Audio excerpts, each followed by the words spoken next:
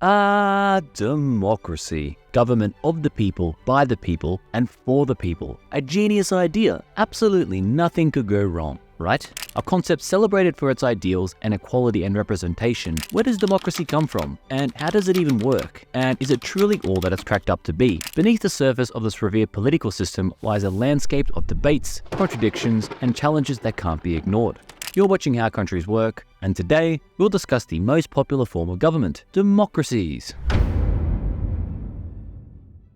So, first of all, what is a democracy? The answer can be summed up using the American Constitution's first three words, we the people. As Lord Bryce says that the word democracy has been used ever since the time of Herodotus to denote that form of government in which the power of a state is largely vested not in any particular class or classes, but in the members of the community as a whole. In a democracy, it is the people who shall decide who shall rule, and therefore their will and consent legitimizes the government. It is a social contract between the people and their elected representatives where they give certain roles and responsibilities to representatives through elections. These rulers are servants, ideally, and this decision is made every few years depending on where you live.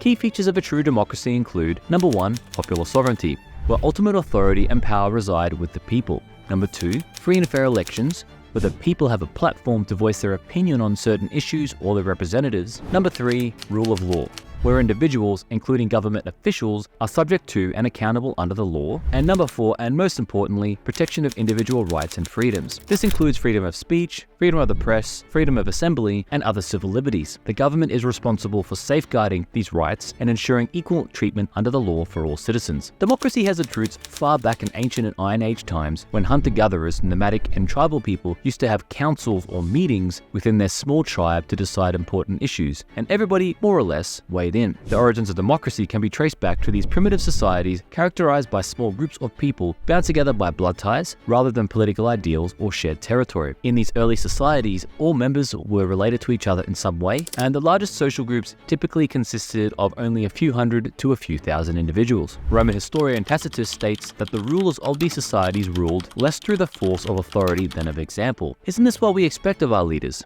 However, democracy in this primitive form declined gradually, and more centralized powers took place. This can be attributed to a number of factors, including population growth, complexity of issues, external threats, economic growth, and much more. And of course, we can't have a video on democracy without mentioning Athenian democracy, which was developed in the 6th century BCE by the great Cleisthenes, who was regarded as the father of democracy. He paved the way for a direct democracy where the people of Athens could directly take part in the decision-making of the government, snatching a bit of power from the nobles. This direct democracy let free men vote directly on laws and decisions, although women, slaves, and foreigners couldn't participate. They had a big meeting called the Ecclesia where they talked about and voted on issues. It certainly had its limits, but Athenian democracy was a groundbreaking idea for its time. Now, while these early forms of democracy certainly influenced what we have today, autocratic governance in various forms were undeniably the dominant form of government throughout the world and throughout human history. This started to change in the 17th to 18th centuries during the Enlightenment. The Enlightenment was a crucial intellectual movement in Europe where thinkers like John Locke, Voltaire,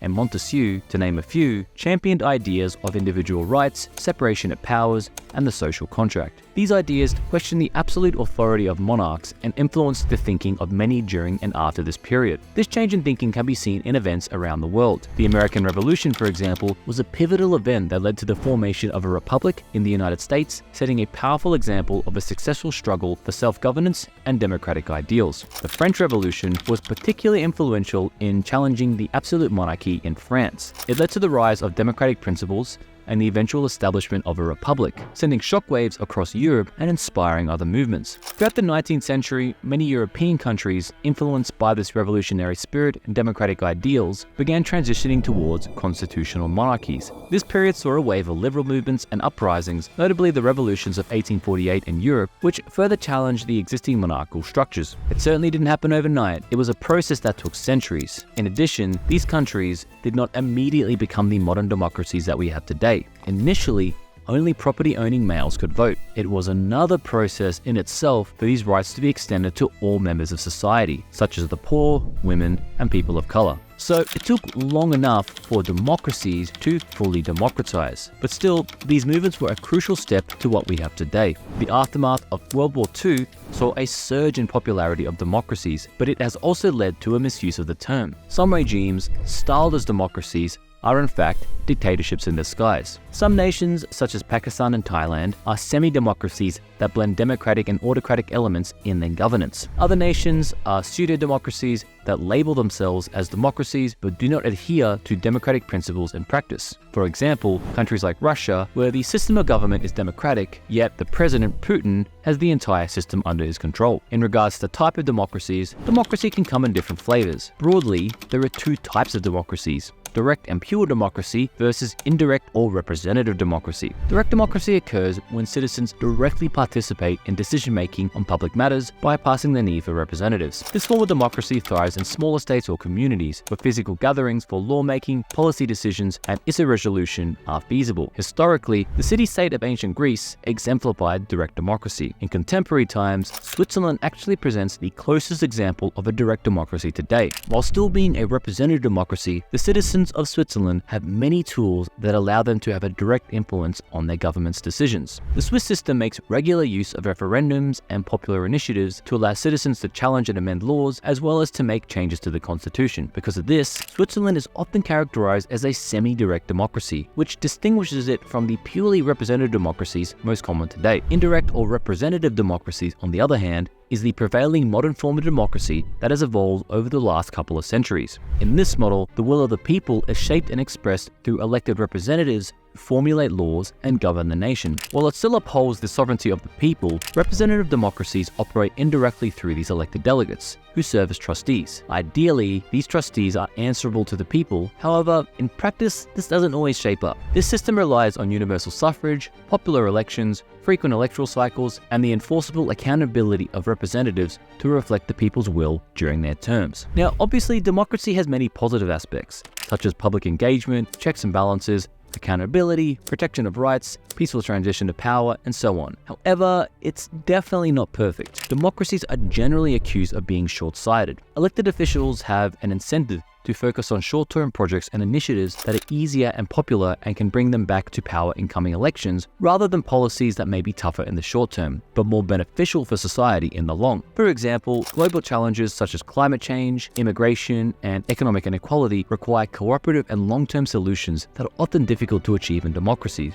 Democracy is also sometimes criticized for the possibility of tyranny of the majority, where the majority's interests may lead to decisions that favor the majority without adequately protecting the rights and interests of minority populations. And finally, democracies can be extremely inefficient in its processes. It can take weeks, months, even years to pass laws. It's hard to reach a consensus and compromise, and gridlock can occur when different branches of government or political parties cannot agree on key issues. I'm sure we've all witnessed in our own lives politicians getting bogged down in extremely petty and useless battles, making us all lose our collective brain cells. This is opposed to autocracies like China, who can just go ahead and take long-term action for the good of their nation. Now, this generally comes at the expense of individual freedom and choices for the individual, but who knows?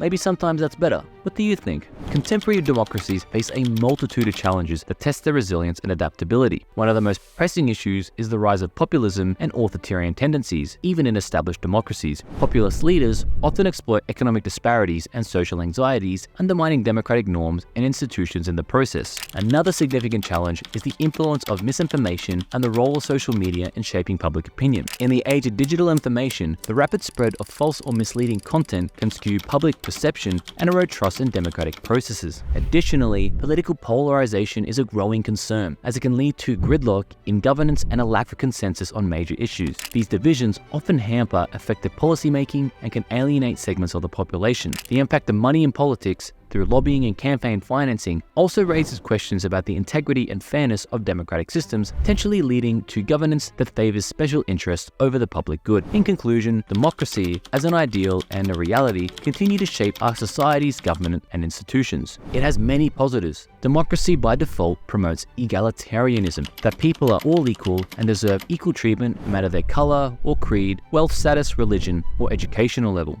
there have been great scholars who see democracy as the pinnacle of human evolution, and they may be right, but as we've shown, it also has flaws and challenges. Perhaps the most important point to note is that democracy is not a panacea for all our problems. Rather, it is a mode of government that gives us the agency to solve our problems by ourselves without waiting for a messiah. So, what are your thoughts of democracy? How do you think the latest media and technology will influence democracy? Let us know in the comments below. Thanks for your time. Until next time.